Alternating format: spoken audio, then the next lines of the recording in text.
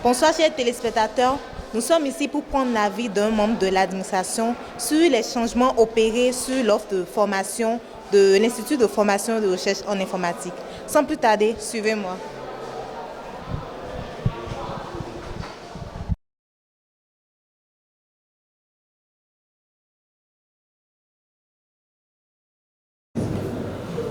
Bonsoir monsieur le directeur adjoint de l'Institut de formation et de recherche en informatique. Bonsoir, chères étudiantes.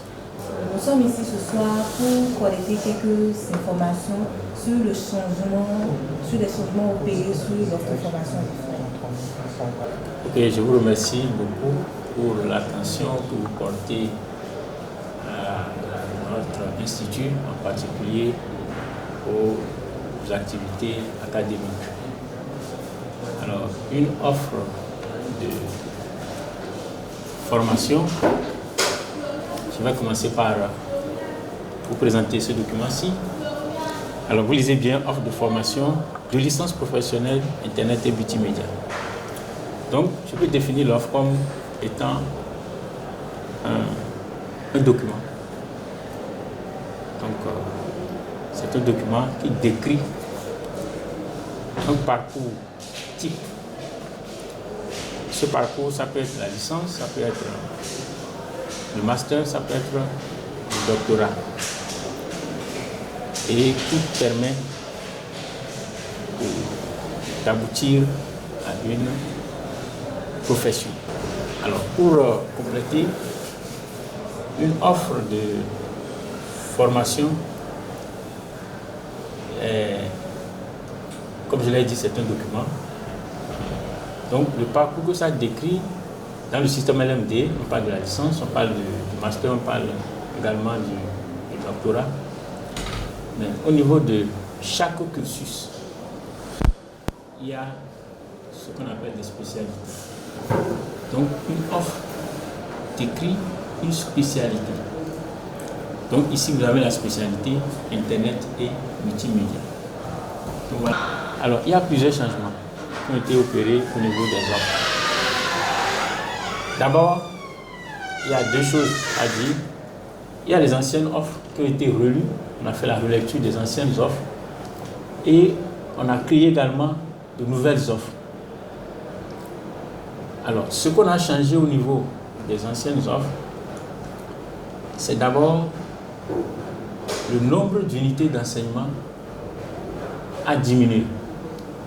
Le nombre d'éléments constitutifs d'unités d'enseignement a aussi diminué. Si je prends l'offre de Internet et multimédia, l'ancienne offre, au niveau du semestre 1, l'ancienne offre comporte 20 éléments constitutifs d'unités d'enseignement. Alors nous avons reçu un canevas du rectorat qui fixe désormais, et c'est ce que nous avons pratiqué dans les nouvelles offres, qui fixe désormais le nombre d'unités d'enseignement à 8 et le nombre d'éléments constitutifs d'unités d'enseignement à 12. Donc vous voyez déjà qu'on est passé de 20 éléments constitutifs d'unités d'enseignement dans l'ancienne offre de IM à 12 éléments constitutifs d'unités d'enseignement dans la nouvelle offre. Ça, c'est le premier changement.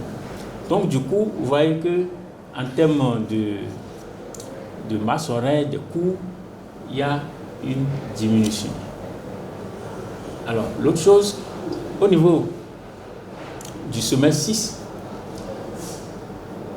le semestre 6 a été déchargé par rapport à l'ancienne offre. Actuellement, on va constater qu'au niveau du semestre 6, il y a seulement la préparation du mémoire, il y a les pré-soutenances et il y a également la soutenance. Alors que dans l'ancienne offre, il y avait plusieurs autres matières qui étaient programmées là. Il y a l'introduction de l'hackathon dans presque toutes les offres.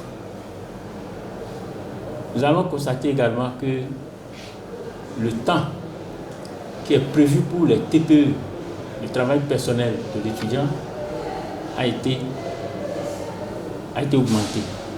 Pourquoi? C'est pour permettre à l'apprenant, dès qu'il reçoit les cours théoriques, de trouver un temps pour mettre en application ce qu'il a reçu. Les étudiants passaient beaucoup de temps à suivre les cours.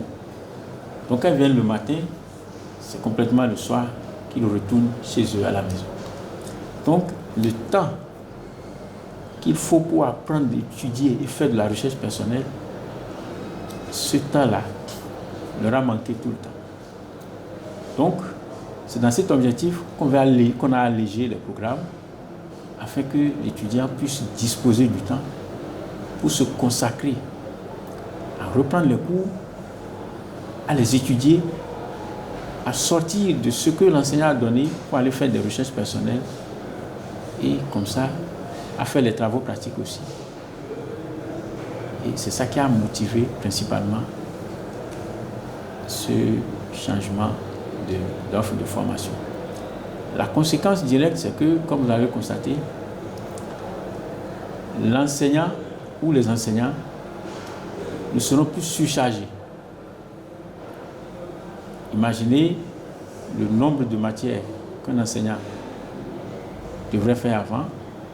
Avec la diminution, je pense que l'enseignant va utiliser ce temps-là pour se préparer en conséquence, pour répondre efficacement aux préoccupations des apprenants. Le point positif, c'est que on a de nouvelles offres. Alors, une offre est évolutive. Ce n'est pas parce qu'on a créé une offre aujourd'hui qu'on va la garder pendant 15 ans, 20 ans. Non. Une offre doit évoluer dans le temps. Et c'est ce qui a été fait pour nos offres. Pourquoi? Parce que le monde dans lequel nous sommes, l'environnement dans lequel nous évoluons, vous allez remarquer que tout est en perpétuelle évolution, perpétuel changement. Donc, pour répondre aux besoins du marché et pour être en phase avec les progrès technologiques, alors il est nécessaire qu'on introduise de nouveaux cours dans les offres de formation afin que l'étudiant vive l'actualité de la science, vive dans les progrès technologiques.